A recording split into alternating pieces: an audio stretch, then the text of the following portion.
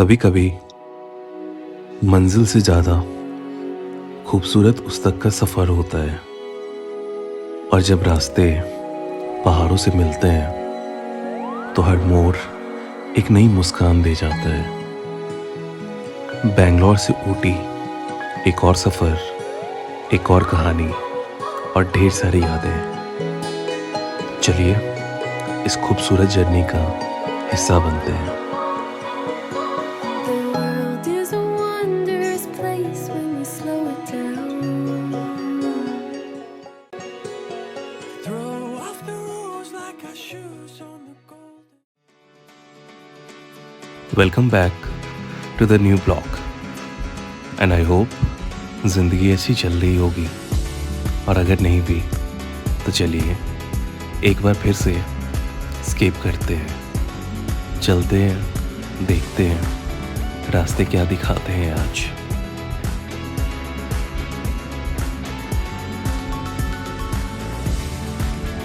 वैसे कहते हैं एक सफ़र सिर्फ एक डेस्टिनेशन तक पहुंचने के लिए नहीं होता, बल्कि उन लम्हों को जीने के लिए होता है जो रास्ते हमें दे जाते हैं। और आज हम निकल चुके थे बेंगलोर से अपने अगली डेस्टिनेशन ऊटी की तरफ। सुबह के ठीक 8 बजे हमने अपना सफ़र शुरू किया था। गूगल मैप्स के हिसाब से हमें लगभग 6 से 7 घंटे का सफ़र तय करना था, लेकिन इतनी लंबी जर्नी का एक्साइटमेंट ही कुछ और होता है। और अब लगभग 3 घंटे की जर्नी के बाद हम मैसूर पहुंच चुके थे। जैसे ही मैसूर में हमने एंट्री की, वैसे ही मौसम ने भी अपना रंग बदलना शुरू कर दिया। हवा में एक अलग सी ताजगी, और दिल कह रहा था कि थोड़ी देर यहीं रुक जाए, मैसूर की गलियों को देख कुछ वक्त यहीं बिताए। लेकिन अभी हमारी मंजिल ऊटी थी, इसलिए चाहकर भी हम यहाँ रुक नहीं पाए।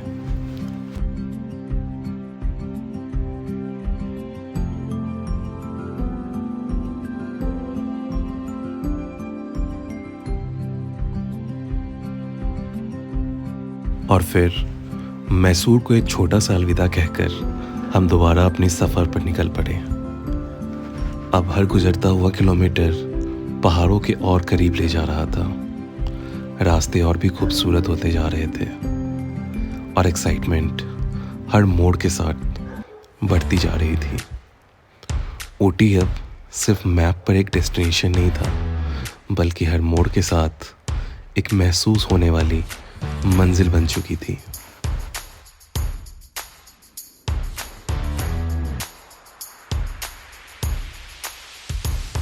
और जैसे ही हम थोड़ा आगे बढ़े, दूर आसमान को छूते हुए कुछ पहाड़ नजर आने लगे। ये थे वेस्टर्न घाट्स, और यहाँ से हमारा सफ़र का सबसे खूबसूरत हिस्सा शुरू होने वाला था।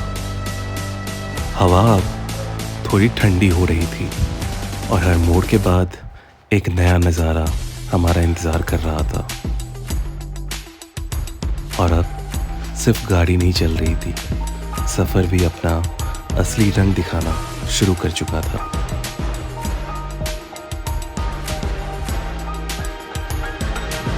मैसूर से लगभग 2 घंटे का सफ़र तय करने के बाद हम पहुंच चुके थे बांदीपुर फॉरेस्ट के दरवाजे पर। और यकीन मानिए, यहीं से सफ़र का एहसास बिल्कुल बदल गया था।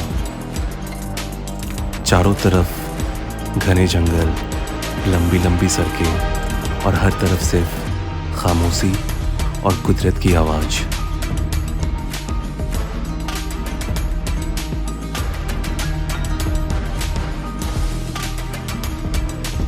ये वही फॉरेस्ट था जहाँ हर मोड़ पर उम्मीद थी कि शायद हमें भी कोई जंगली जानवर दिख जाए, और शायद कुछ दिखे भी।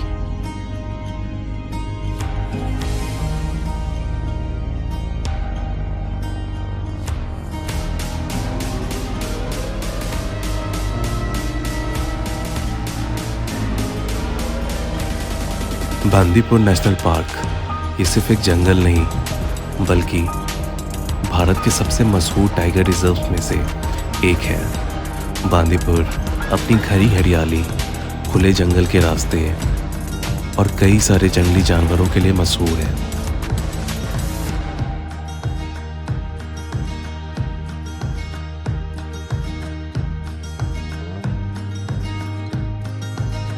इस पूरे फॉरेस्ट एरिया में गाड़ी धीरे चलानी पड़ती है, हॉर्न बजाना और रुकना भी अलाउड नहीं होता, ताकि जंगल की शांति और यहाँ के वाइल्ड लाइफ को कोई परेशानी ना हो। और जैसे जैसे हम इस जंगल के अंदर बढ़ते गए, वैसे वैसे लग रहा था कि हम शहर की दुनिया को पीछे छोड़कर कुदरत की असली दुनिया में आ चुके हैं।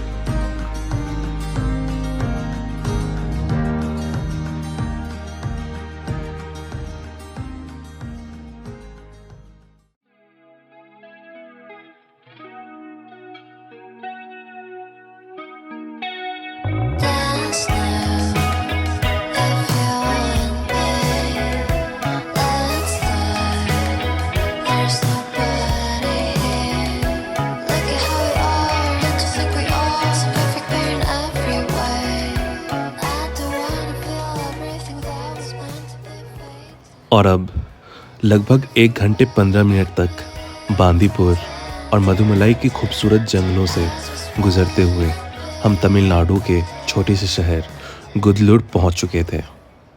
यहीं से हमारे सफ़र का अगला और सबसे एक्साइटिंग हिस्सा शुरू होने वाला था। अब ऊटी तक पहुंचने के लिए हमें घाट सेक्शंस की चढ़ाई शुरू करनी थी, लेकिन उससे पहले इतनी लंबी की जर्नी के बाद पेट भी अपना हक मांग रहा था। इसलिए हमने सोचा पहले एक अच्छा सा लंच कर लेते हैं, थोड़ी एनर्जी रिचार्ज कर लेते हैं, क्योंकि असली पहाड़ी सफ़र अभी बाकी था। और फिर जैसे ही हम घाट सेक्शन में दाखिल हुए, सीधी सड़कें पीछे छूट गई और उनकी जगह ले लेती हैं घुमावदार रास्ते। हर हेयर पिन बेंड के बाद एक नया नज़ारा हमारा इंतज़ार कर रहा था। गुदलूर से ऊटी की दूरी लगभग 50 किलोमीटर है, लेकिन ये 50 किलोमीटर किसी आम हाईवे की जैसी बिल्कुल नहीं। यहीं से शुरू होता है नीलगिरी हिल्स का मशहूर घाट सेक्शन, जहाँ एक के बाद एक तीखे हेयरपिन बेंड्स, घने जंगल और चाय के बागान सफ़र को यादगार बना देते हैं। जैसे जैसे हम ऊपर चढ़ते गए, वैसे वैसे हवा और ठंडी होती गई और हर मोड़ के साथ नज़ारे और भी खूबसूरत होते गए। ऊटी सी लेवल से कुछ 7000 फीट की ऊंचाई पर है। इसी वजह से यहाँ का मौसम साल भर ठंडा और बहुत ही सुहाना रहता है, और शायद इसलिए हर सांस के साथ लग रहा था कि हम सिर्फ एक हिल स्टेशन की तरफ नहीं, बल्कि बादलों के और भी करीब पहुंचते जा रहे थे।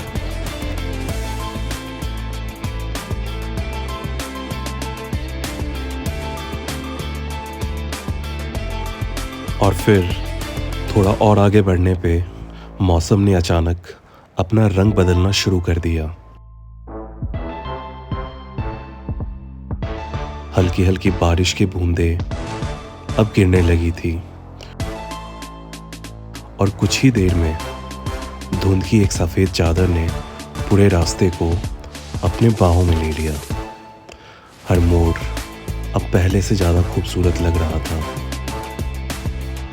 लेकिन उतना ही चैलेंजिंग भी। पहाड़ों की वो ठंडी हवा, बारिश की मिट्टी की खुशबू और फॉग के बीच ये सफ़र बिल्कुल किसी फिल्म के एक सीन जैसा महसूस हो रहा था। उस पर बस एक ही ख्याल था कि काश ये रास्ते कभी ख़त्म ही ना हो। और जैसे जैसे हम आगे बढ़ते गए, फॉग और भी घनी होती चली गई। कुछ ही देर में हालत ऐसी हो गई कि सामने का रास्ता भी मुश्किल से नज़र आ रहा था। लेकिन सच कहूँ, उस एहसास को शब्दों में बयां करना लगभग नामुमकिन है।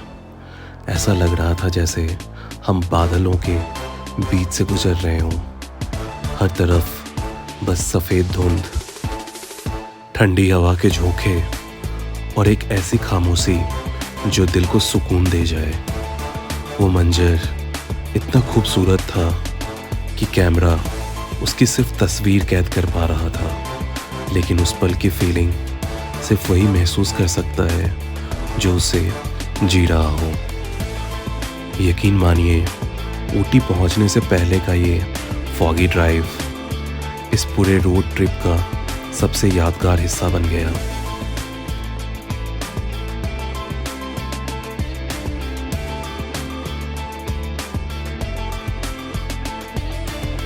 और अब लगभग 1.5 घंटे की घाट सेक्शन के खूबसूरत रास्तों, बारिश और घनी फॉग के बीच सफ़र करने के बाद हम पहुंच चुके थे नाटुवट्टम। ये छोटा सा हिल टाउन ऊटी से लगभग 35 किलोमीटर पहले है। और यहीं आकर एहसास हुआ कि हम नीलगिरी पहाड़ों के ऊंचाइयों में काफ़ी ऊपर आ चुके हैं। मौसम और भी ठंडा हो चुका था। हवा में एक अलग ही ताजगी थी और हर तरफ चाय के बागान और बादलों से घिरे पहाड़ नज़र आ रहे थे। मंजिल अब ज़्यादा दूर नहीं थी, लेकिन ऊटी पहुंचने में हमें अभी भी लगभग 1 घंटे का सफ़र तय करना था। और अगर रास्ता इतना खूबसूरत हो तब दिल भी चाहता है कि ये सफ़र थोड़ा और लंबा चल जाए।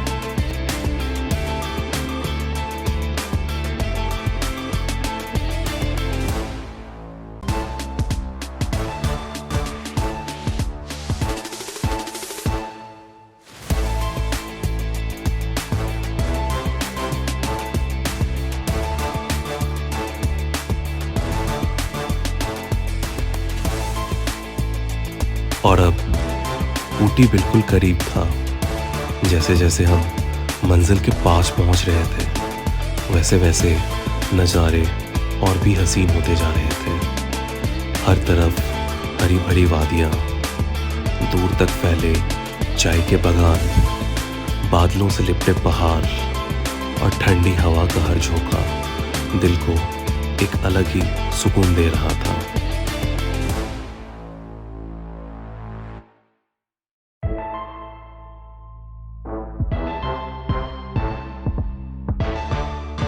और अब वक्त आ चुका था अपने होटल पहुंचने का। पूरे दिन का सफ़र अब अपनी मंजिल तक आ गया था, लेकिन असली सरप्राइज़ तो अभी बाकी था।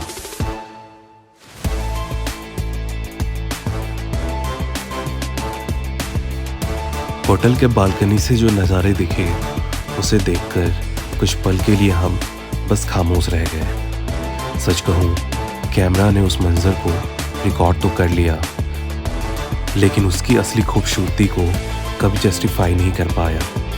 कुछ नज़ारे ऐसे होते हैं जिन्हें सिर्फ देखा नहीं, महसूस किया जाता है, और ऊटी ने ये हमें वही एहसास दिलाया।